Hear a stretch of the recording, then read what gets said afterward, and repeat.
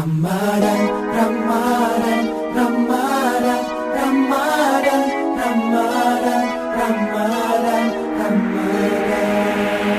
Assalamualaikum warahmatullahi wabarakatuh. 95,4 Ronggolawe FM radio kita. Selamat sore mitra Ronggolawe, apa kabar? Baik. Sekarang kita akan mengikuti santapan rohani berbuka puasa dan kali ini bersama dengan Kiai Haji Hidayatur Rahman dari Lembaga Dakwah Nahdlatul Ulama Tuban yang akan memberikan santapan rohani dengan tema bermazhabnya penduduk Jawa dengan aswaja. Selamat mendengarkan.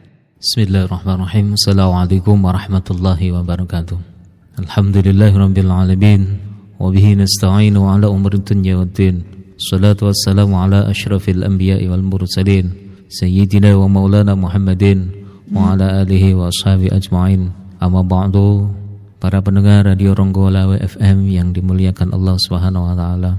Pada kesempatan sore hari ini mari kita bersama-sama untuk memanjatkan puja dan puji syukur kita kehadirat Allah Subhanahu wa taala. Dengan syukur kita berterima kasih atas segala apa yang telah dilimpahkan kepada kita semua. Sebagai bentuk kita bertakwa kepada Allah Subhanahu wa taala, yaitu menjalankan segala perintah dan menjauhi larangan-larangannya.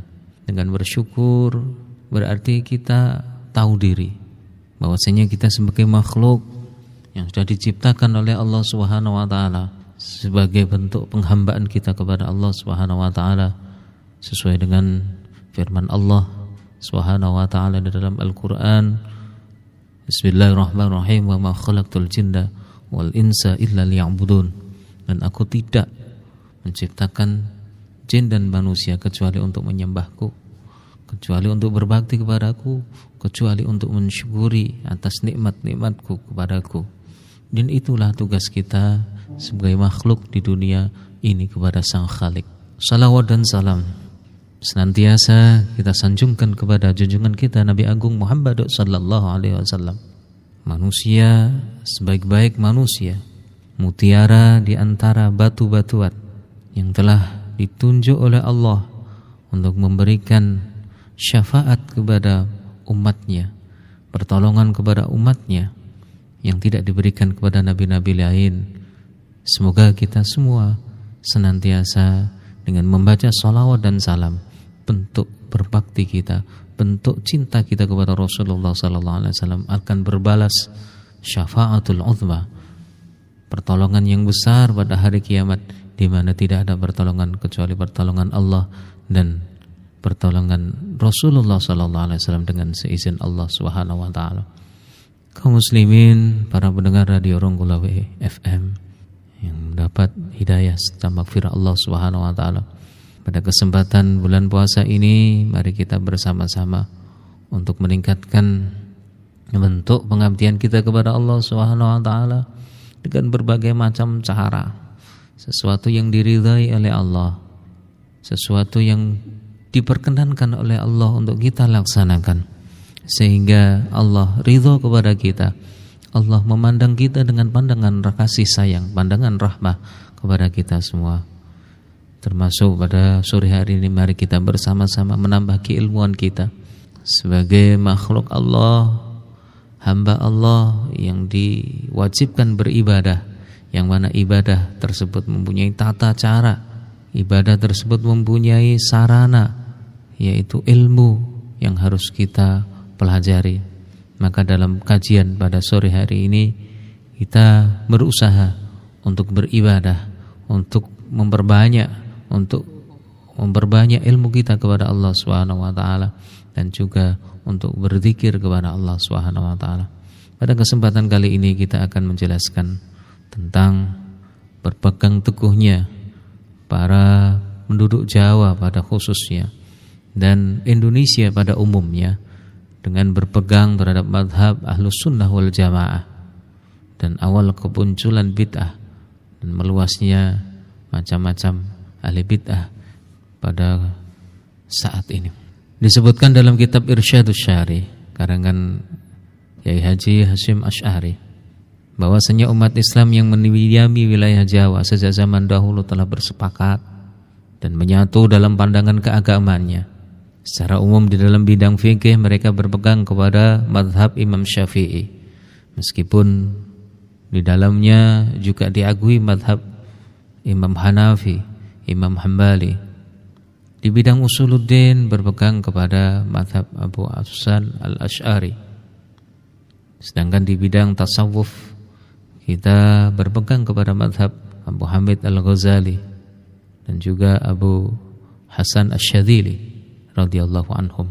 Disinilah awal daripada para penduduk Jawa mengikuti madhab Syafi'i, karena memang awal mula ilmu-ilmu yang dibawa oleh para ulama itu bersandarkan kepada madhab-madhab tersebut, sehingga tidak ayal bagi kita yang sudah ada di tanah Jawa ini mengikuti mereka dan mengikuti jalan pemikiran mereka. Di dalam fikih kita selalu bermadhab kepada Imam Syafi'i. Dalam tata cara sholat, di dalam tata cara puasa dan lain sebagainya mengikuti madhab Imam Syafi'i. Sehingga apabila kita tahu di sana banyak sekali fanatisme dalam bermadhab, sehingga ketika ada madhab lain yang masuk biasanya kurang bisa diterima, biasanya kurang bisa diakui, dan inilah yang menyebabkan perbedaan-perbedaan, menyebabkan perpecahan-perpecahan di dalam masyarakat yang berakibat akhirnya perpecahan secara pergaulan di dalam masyarakat. Kelompok-kelompok akhirnya saling berkelompok satu dengan yang lain dan tidak bisa saling toleransi, tidak bisa saling menghormati satu dengan yang lain. Kaum muslimin pendengar radio Ronggolawe FM yang dimuliakan Allah. Kemudian pada tahun 1330 Hijriah mulai timbul berbagai pendapat yang saling bertentangan, isu yang bertebaran dan pertikaian di kalangan para pemimpin. Di antara mereka ada yang berafiliasi pada kelompok Salafiyin, orang-orang dulu yang memegang teguh tradisi para tokoh terdahulu. Mereka bermadhab kepada satu madhab tertentu dan berpegang teguh terhadap kitab-kitab muktabar, kitab-kitab yang sudah diakui secara umum, dan kecintaan mereka kepada ahlu bait, kepada para keturunan Nabi, kecintaan mereka kepada para wali dan orang-orang soleh baik dalam keadaan hidup ataupun sudah mati. Mereka mengambil barokah dengan yang masih hidup ataupun yang sudah wafat. Berziarah kubur sebagai ajang silaturahmi bagi yang hidup kepada yang mati.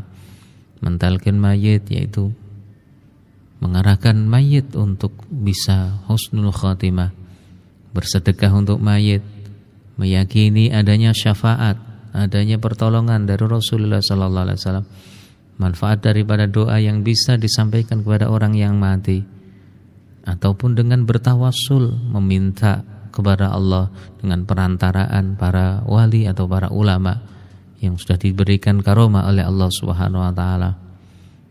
Pada awal tahun 1330 muncullah berbagai macam mazhab masuk ke bumi Indonesia setelah banyak dari para ulama-ulama yang belajar di daerah Timur Tengah, daerah Arab, terjadi pergolakan yang sangat besar, terjadi perebutan kekuasaan di Arab Saudi, yaitu ketika Harumain Makkah dan Madinah mulai dikuasai oleh kaum Wahabi, atau kita bisa mengatakan kelompok-kelompok yang bertentangan dengan yang mengikuti mazhab ulama-ulama yang lama. Mereka mengharamkan itu semua yang sudah diyakini oleh masyarakat secara umum ahlu sunnah. Masyarakat secara umum di Jawa, mereka mengharamkan, mereka mensyirikkan, menyatakan bahwasanya apa yang mereka lakukan adalah bentuk kesyirikan kepada Allah dan lain sebagainya. Disinilah mulai terjadi awal perbedaan, awal perpecahan di dalam umat Islam, terutama yang masuk di Jawa. Di antaranya juga kelompok yang mengikuti pemikiran Muhammad Abduh, yaitu seorang ulama dari Mesir, dan juga Rashid Ridha yang lebih mengutamakan akal. Mereka melaksanakan kebid'ahan Muhammad bin Wahab An-Najdi, mengikuti kelompok Muhammad Abdul Wahab An-Najdi yang dinasabkan dengan aliran Wahabi, yang selalu mengatakan, mengambil hadis Rasulullah SAW, kullu bid'atin dhalalah wa kullu dhalalatin finnar. Setiap sesuatu yang baru adalah bid'ah, dan setiap yang bid'ah masuk neraka. Padahal kita tahu dari hadis ini kita bisa mengambil dari tatanan kata saja, kullu, setiap ini adalah bukan seluruh. Jadi bukan seluruh bid'ah itu dhalalah, tapi setiap bid'ah artinya setiap di sini adalah ba'dun, sebagian dari bid'ah itu adalah sesat, bukan semua.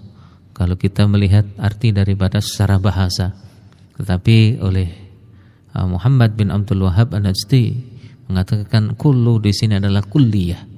Setiap itu adalah keseluruhan. Jadi seluruh, tidak ada sama sekali pengecualian. Sesuatu yang bid'ah itu adalah dhalalah, dan setiap yang dhalalah, sesat, itu adalah tempatnya di neraka. Lalu pendapat Ahmad Ibnu Taimiyah dan kedua muridnya Ibnul Qayyim dan Abdul Hadi yang mengikuti aliran daripada Ahmad Ibnu Taimiyah. Mereka mengharamkan hal-hal yang sudah disepakati oleh orang-orang Islam sebagai kesunahan, misalnya bepergian untuk ziarah makam Rasulullah SAW, dan juga berselisih dalam kesepakatan-kesepakatan lainnya. Dan disinilah mulai perbedaan ketika tahun 1900-an muncul organisasi Muhammadiyah yang mempunyai jargon TBC, hilangkan taklid buta, bid'ah dan juga khurafat.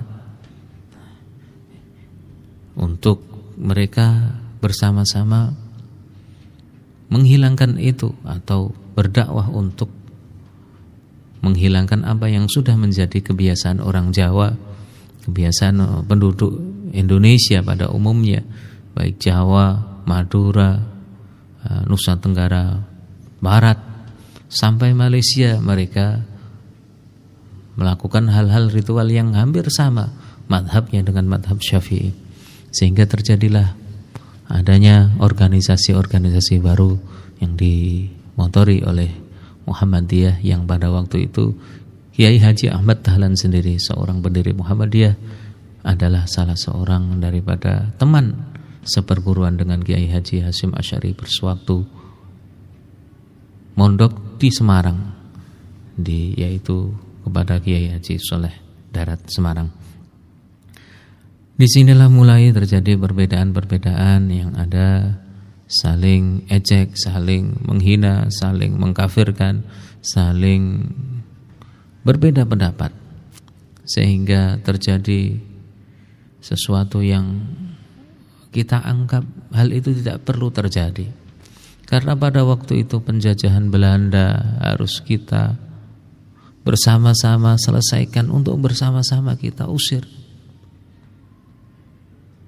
16 tahun berselang atau 12 tahun berselang, Nahdlatul Ulama mulai didirikan untuk membentengi aliran-aliran yang ada di Jawa, membentengi kaifiyah ibadah, cara-cara beribadah di Jawa ini yang diserang oleh kelompok-kelompok tertentu.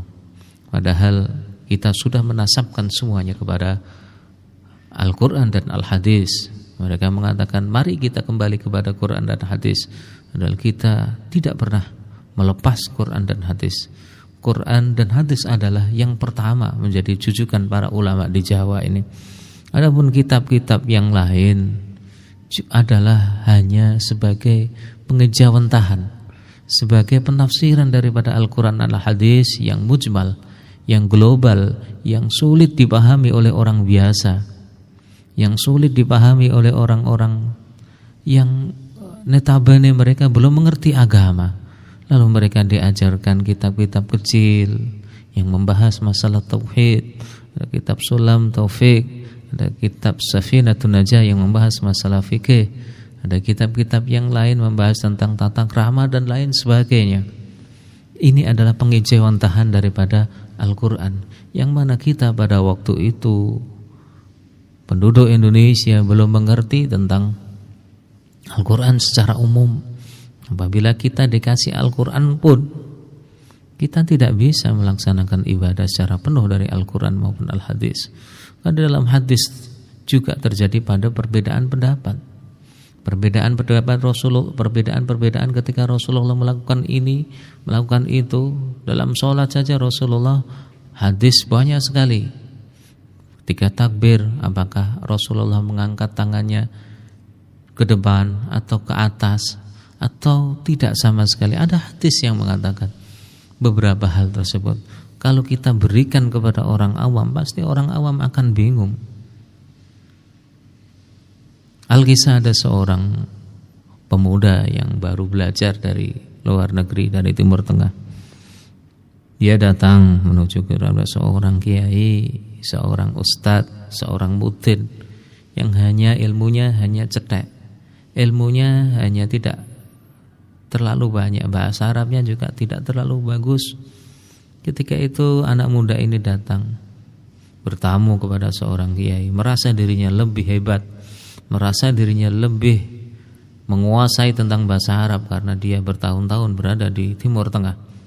Bertanya kepada seorang kiai kecil, kiai kampung, Ustadz, Pak Kiai, kenapa kita harus mengajarkan Islam dengan kitab-kitab kecil itu? Kitab-kitab yang karangan ulama yang belum tentu ulama tersebut tahu betul tentang Al-Quran dan Al-Sunnah, Al-Quran dan Al-Hadis. Kiai pun itu tidak menjawab. Ia hanya kembali masuk dan membawa satu ceret atau satu teko daripada kopi yang sangat panas tanpa membawa gelas. Disuguhkan kepada pemuda itu, wahai pemuda, silakan diminum. Pemuda pun keheranan, Pak Kiai, bagaimana saya bisa minum dari teko ceret yang panas ini? Bisa-bisa bibir saya melonyon, atau bisa-bisa bibir saya ini luka karena minum air panas, kopi panas dari ceret ini. Lalu Kiai pun menjawab, betul anak muda, sama apabila kamu mengambil langsung intisari daripada Al-Quran, kamu tidak akan mampu mengaplikasikan semua ajaran-ajaran agama yang ada di dalam Al-Quran secara langsung. Kamu butuh wadah-wadah, kamu butuh cangkir-cangkir untuk menampung. Kamu butuh kitab-kitab kecil untuk menerjemahkan Al-Quran ini, mentafsirinya, sehingga bisa diaplikasikan secara mudah oleh orang-orang kecil seperti saya. Lalu tersadarlah pemuda tersebut atas kesombongannya, lalu berpamitan dan mohon maaf kepada Kiai. Mohon maaf Kiai, saya khilaf, saya salah. Disinilah bentuk kebodohan-kebodohan yang dilingkupi oleh ilmu-ilmu karena ia merasa dirinya adalah paling benar, padahal kebenaran hanya milik Allah. Maka dari itu mereka mengambil hanya pada satu sisinya saja. Mereka menyatakan para ulama bukanlah orang-orang yang terbebas dari dosa. Mereka tidak layak untuk diikuti, baik yang hidup maupun yang telah meninggal. Itu adalah bentuk kesombongan daripada ilmu yang mereka cari hanya untuk membenarkan apa yang menjadi keinginan mereka. Kebenaran yang dicari adalah nafsu untuk menimbulkan permusuhan, untuk menimbulkan propaganda, kericuhan. Dan pada saat ini dengan jaringan teknologi yang sangat luar biasa, mereka masih juga berusaha untuk membuat kerusakan di muka bumi ini. memberikan ketimpangan-ketimpangan, saling olok, saling hina satu dengan yang lain. Padahal di dalam Islam Rasulullah memberikan koridor-koridor yang baik, tata krama yang baik, akhlak yang baik. Apabila kalian ingin mencari tahu, ayo tabayun. Jangan hanya melihat sesuatu dalam satu sisi sehingga mencela sisi tersebut. Mungkin di sisi lain hal itu adalah sebuah kebenaran. Bukan hanya melihat dalam satu pandangan saja. Karena pandangan kita mungkin juga akan lemah, mungkin akan juga ada kekurangan-kekurangan di dalam kita memandang sesuatu. Maka dari itu, mari kita bersama-sama menyadari bahwasanya amar ma'ruf nahi mungkar, kita diperintahkan untuk mengajak kepada kemakrufan, kepada kebaikan, dan kita mengajak kepada atau menghalangi atau mencegah kemungkaran. Pencegahan ini harus kita bersama-sama bungkus dengan sesuatu yang sopan, sesuatu yang santun, sesuatu yang kita anggap hal tersebut menjadi pembelajaran. Bagaimana para wali songo datang ke Indonesia yang pada waktu itu beragama Hindu. Mereka menyembah patung, mereka membuat sesajen-sesajen, mereka jauh dari agama Islam. Rasulullah, para wali songo datang ke tanah Jawa ini ibarat mengambil ikan dari sungai dengan tidak membuat keruh air sungai tersebut, sehingga ikan bisa didapat dengan banyak dengan memancing dengan cara yang santun, yang sopan, sehingga penduduk Jawa ini mayoritas hampir 95% beragama Islam dengan sentuhan-sentuhan kalbu, dengan sentuhan-sentuhan hati, bukan dengan sindiran-sindiran, bukan dengan hinaan-hinaan, cacian-cacian. Kita para wali songo bisa menyebarkan agama. Jadi yang dimaksud amar ma'ruf adalah sesuatu yang sesuai dengan hati, tidak asal kita nahi mungkar, asal kita mencegah kemungkaran dengan cara kita. Allah juga memberikan gambaran kepada Rasulullah SAW dalam berdakwah, walau kunta faddan ghalidhal qalbi lan faddu min hawlik fa'fu wasfahu. Jikalau engkau keras hati Muhammad dan juga engkau kasar kepada mereka, mereka akan lari darimu. Maafkanlah mereka, ajaklah mereka, dekati mereka. Itu adalah ajaran yang diajarkan oleh Allah kepada Rasulullah SAW dalam rangka kita berdakwah. Semoga kita dijadikan orang-orang yang berdakwah dengan santun, berdakwah dengan hati kita, mengajak kepada kebaikan dengan kita selalu mengerti apa yang dibutuhkan mereka.